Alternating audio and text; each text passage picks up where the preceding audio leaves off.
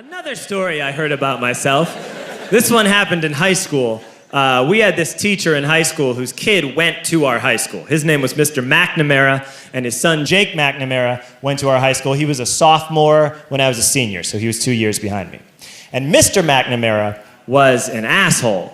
And one weekend, he and his wife decided to leave town, which you should never do if you're an asshole.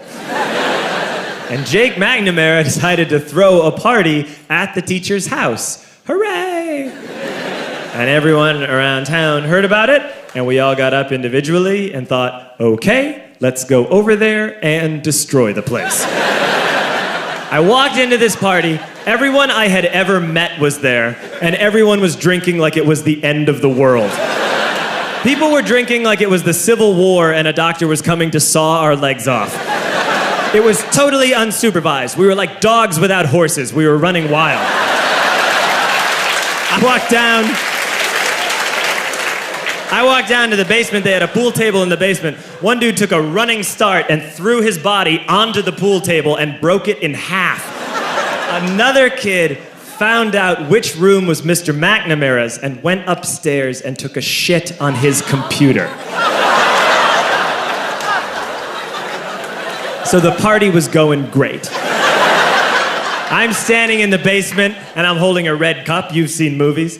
And I'm standing there and I'm holding a red cup and I'm starting to black out. And I guess someone said like, something, something, police. And in a brilliant moment of word association, I yelled, fuck the police! Fuck the police! And everyone else joined in. 100 drunk white children yelling, fuck the police. With the confidence of guys who have like already been to jail and aren't afraid of it anymore. You know, that like, I serve my nickel, you come and take me confidence. But white children. The reason someone had said something, something police was because the police were there. So a Chicago police officer walked down the stairs and got to the bottom in the basement and looked out over a sea of drunk toddlers yelling, fuck the police, in his face.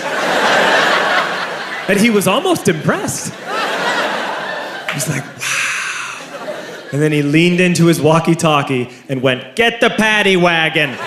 And my friend John, who is now a father, this man now has a baby, he grabbed a 40, smashed it on the ground, and yelled, scatter!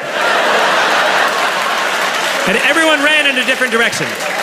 We all ran in different directions. It was like that scene in Ratatouille when the humans come in the kitchen and all the rats go in different ways. We all ran in different directions. I ran into the laundry room and I jumped up on the washing machine and I crawled out through a window into the backyard, and now I'm running through the backyard and there was this big chain link fence and I thought, I've never climbed a fence that high before. And then I woke up at home.